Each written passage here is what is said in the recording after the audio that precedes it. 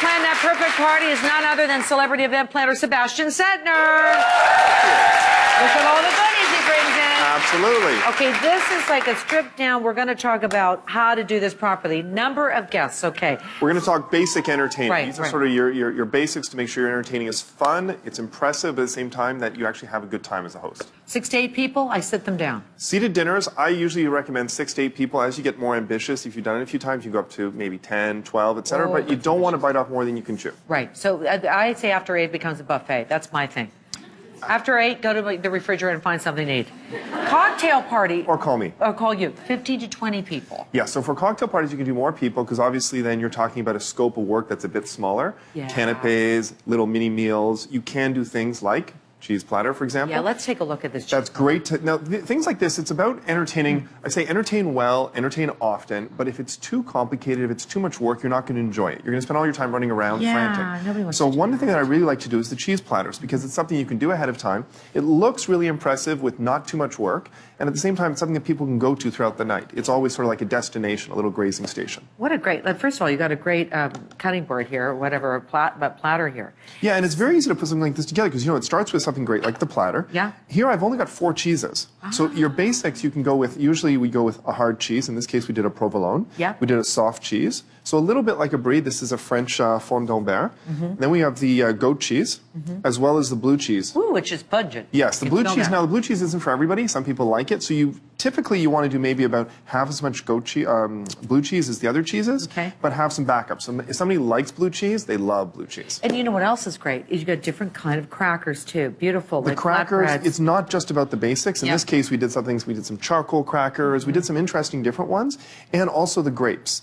So I didn't use just basic grapes. Here we used Concord grapes, which are very easy to find. Most grocery stores have them. Or you can go even more exotic. Something really fun to use is something called champagne grapes. They're tiny little grapes, a little bit harder to find, but it's those little touches that make your cheese platter stand out. And then surrounding it, what's all this that you have that we garnishes, can pre-buy? a little bit of an antipasto. In this case, these are all items that we found at our local grocery store, so you don't have to prepare them yourselves. And that's a lot about, I believe, even when you're entertaining, it's not a problem to be able to go out and buy things that are pre-prepared. No. You want to add your own touch to things. You want to do your own work as well, but help somebody or help yourself do a little bit less work and have some fun. Right, so 4 cheeses. 4 cheeses. That's good. Okay, so then we're going to talk about drinks as well because you. Of course, we always talk about drinks. When you come in, we go, "Yay, he's here!" So talk to me because about. I bring alcohol. Well, the staff's really happy about that. Okay, sparkling punch is what I love. Like one basic thing that everybody can go to. So we're going to talk about setting up a self-serve bar, but I always think it's nice to have a showpiece or something that you can center your whole bar around. And as you're getting into a larger group, 15 or 20 people, it's also nice to have something that people can help themselves to, that it's very quick to replenish. So something like this, a punch is great to do. For the holiday season, we're going to do a sparkling punch. So what I'm going to do is we're going to start out with a little bit of rum.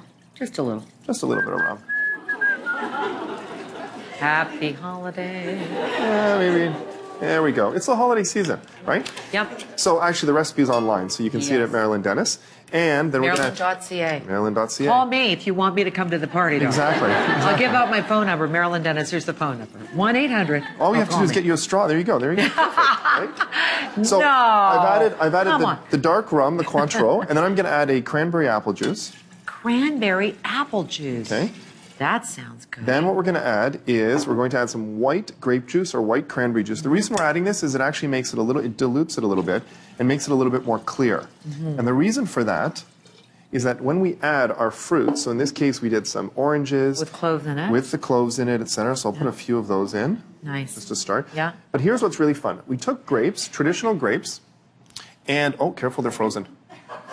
They're really good. They're cold though, huh? So what we did was this. We put these actually in the freezer. So if you take them out of the freezer just before you make your punch, luckily we took them out a bit earlier, you actually can then add them to your punch. And what happens is, the fun part about this is that instead of adding ice cubes right away, it keeps it cold without diluting the punch. Okay. Right? Now, good idea. Right there, that's a punch. Now to make it sparkling, we obviously add the sparkling. 2 different ways to do that. Either you can add the bottle of sparkling directly to the punch, or what you can do is actually you can serve it. You can actually pour it in like this, right, so that it'll make it sparkling. Or if you want, instead, you can add a little bit of punch to champagne flute and then add some sparkling afterwards. Oh, I see. Because then it's not everybody likes sparkling, so you can add as much as you really want to sort of add to flavor. Okay, well, you know what? We're running out of time. That's all right. That's okay. But Of you have course. to come back and do We'll part do two. the rest of it. Anything else, just make it easy, impress your guests, have Yeah. a good time entertaining. Yeah, because you're going to break it down before the holiday season so you know how to do it yourself and enjoy your friends. Absolutely. Spend more time with your guests, less time in the kitchen. Or call him. Yeah, or call me. We have to take a break. Thank you to Sebastien Centner. We'll be right back. Up next, find out the biggest home bargains happening in stores right now with home and decor expert Carl Loans. That's coming up next.